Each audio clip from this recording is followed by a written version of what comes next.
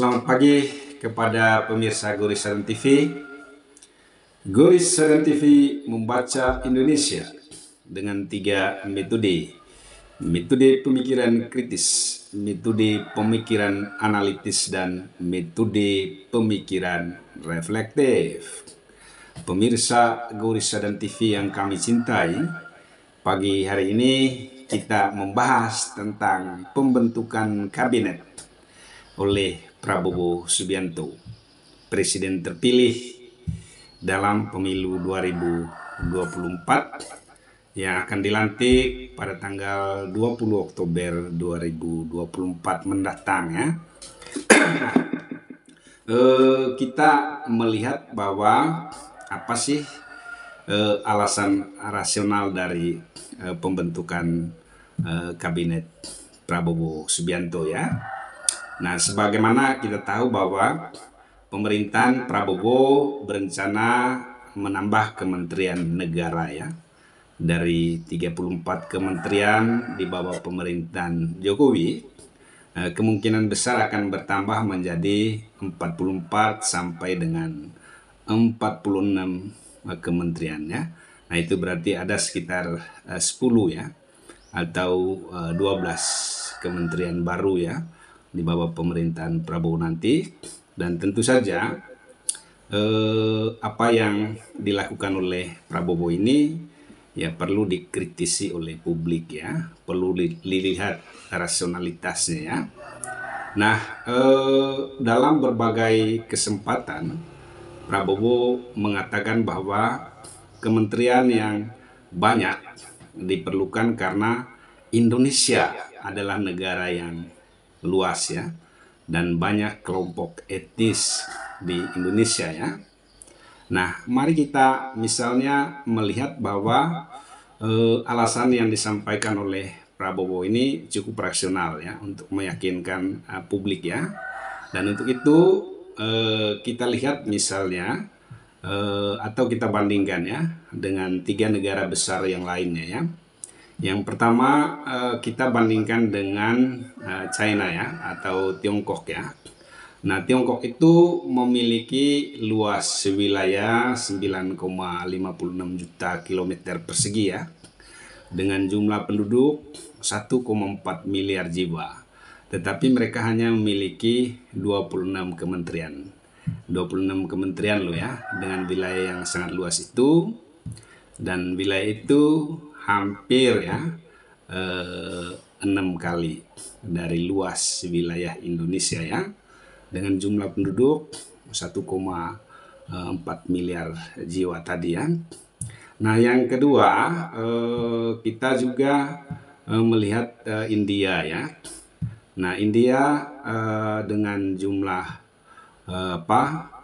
penduduk 1,3 miliar jiwa dan luas wilayah 3,3 juta kilometer persegi, itu hanya memiliki 58 kementeriannya, 58 kementerian. Jadi kalau kita kalikan luas wilayah India dengan luas wilayah Indonesia, itu luas wilayah India itu hampir 2 kali dari luas wilayah Indonesia ya. Nah, kemudian yang ketiga Amerika Serikat ya, yang memiliki luas wilayah 9,8 juta kilometer persegi ya, dan jumlah penduduknya mencapai 333,4 juta jiwa ya.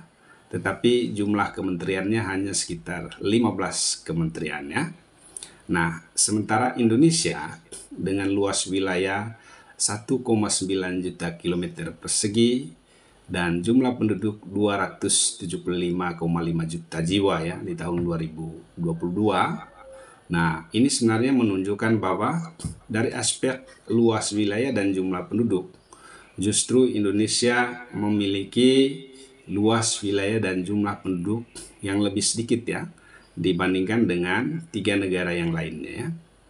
Nah, India kembali lagi ya, yang memiliki 58 kementerian, luasnya justru hampir 2 kali luas Indonesia, dan jumlah penduduknya hampir 6 kali lipat dari jumlah penduduk Indonesia.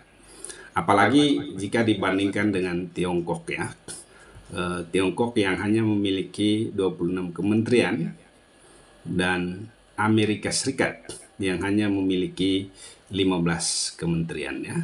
Dengan demikian kita bisa mengatakan bahwa tidak ada alasan yang rasional bagi pembengkakan kabinet ya, pemerintahan Prabowo ya, atau yang kita sebut dengan istilah big government ya, pemerintahan besar ya, selain alasan politik ya. Nah, alasan politiknya menurut Gurisa dan TV itu ada dua ya.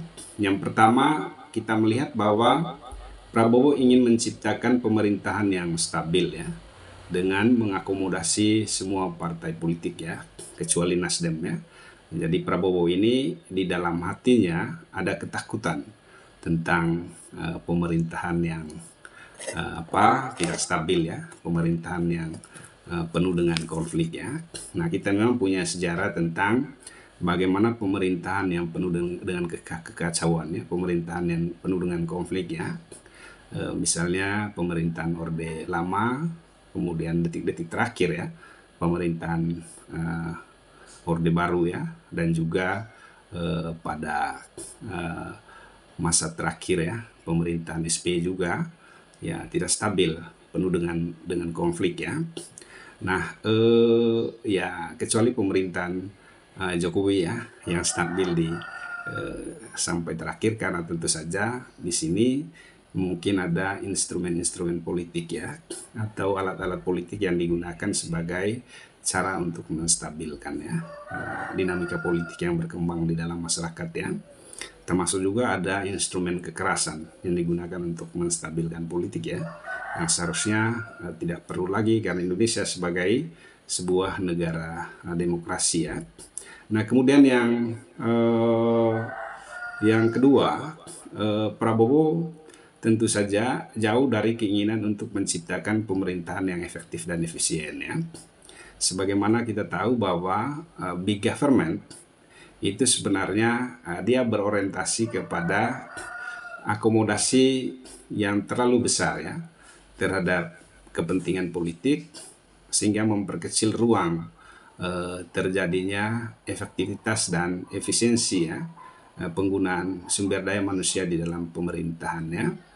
Jadi tenaga banyak tetapi fungsi rendah ya, kabinet banyak tetapi ada keraguan bahwa nanti fungsinya sangat terbatas ya, fungsinya sangat rendah ya, sehingga kita sebagai publik pasti akan menilai bahwa pemerintahan Prabowo hanya menampung ya sumber daya manusia yang banyak tetapi tidak bisa berfungsi atau tidak bisa bekerja dengan maksimal ya.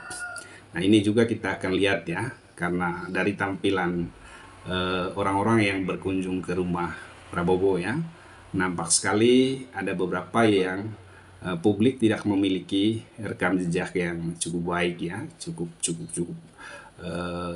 besar terkait dengan mereka-mereka yang kemarin dipanggil dan bertemu dengan Prabowo ya. Nah, dalam konteks ini kita melihat bahwa tidak ada sebenarnya alasan yang cukup rasional ya bagi pemerintahan Prabowo untuk membentuk kabinet yang banyak ya di dalam pemerintahan, selain kita melihat ini adalah bagian dari akomodasi politik ya, membagi-bagi kue di dalam pemerintahan ya, membagi-bagi sumber daya ya di dalam pemerintahan ya, baik sumber daya ekonomi maupun juga sumber daya politik ya. Nah, sehingga tidak adanya alasan yang cukup rasional ini bagi kita ini penting sekali menjadi catatan bagi pemerintahan Prabowo bahwa tantangan pemerintahan yang sangat besar ya, krisis di berbagai negara, kemudian krisis pangan, ini membutuhkan pemerintahan yang efektif dan efisien ya, pemerintahan yang lincah bergerak ya, pemerintah yang mampu melayani rakyat ya, atau pemerintahan yang bekerja sesuai dengan mandat konstitusi ya. Nah, 3 mandat konstitusional di dalam pemerintahan kita adalah, yang pertama adalah mandat untuk mencerdaskan bangsa ya, atau mandat pendidikannya. Nah, ini kalau bisa menteri pendidikannya adalah menteri pendidikan yang bisa berorientasi untuk memperbaiki ya kualitas pendidikan di Indonesia ya. Meningkatkan kesejahteraan guru dan dosen, meningkatkan kesejahteraan dari pegawai-pegawai pendidikan ya, dan juga memperkuat ya, infrastruktur pendidikan yang sampai dengan sekarang masih terjadi ketimpangan yang luar biasa ya antara daerah pusat dengan daerah pinggiran. Nah, mandat yang kedua dari konstitusi itu adalah memajukan kesejahteraan umum ya, fungsi ekonomi ya. Pemerintahan Prabowo mesti memiliki menteri ekonomi yang tangguh ya, yang mampu membuat ekonomi Indonesia lebih produktif, lebih berdaya saing ya, lebih bisa untuk membawa rakyat menjadi semakin sejahtera ya, tidak mengalami penurunan ya. Beberapa tahun terakhir ini kita selalu disajikan dengan berita terjadi penurunan kelas menengah di Indonesia ya, hampir 1 juta setiap tahunnya. Dan yang ketiga tentu saja adalah mandat untuk menjaga ketertiban dan keamanannya sebagai jaminan untuk pembangunan nasional ya. Nah, pemirsa Gorissa dan TV, itu saja yang bisa saya sampaikan pada pagi hari ini. Jika Anda berkenan dengan video-video yang dibuat oleh Gorissa dan TV, jangan lupa untuk like, komen, subscribe, dan share ke teman-teman Anda ya. Katakan kepada mereka bahwa Gorissa dan TV mencerdaskan Indonesia. Jangan takut untuk terus berpikir kritis, analitis, dan reflektif. Terima kasih. Salam hangat dari studio Gorissa dan TV.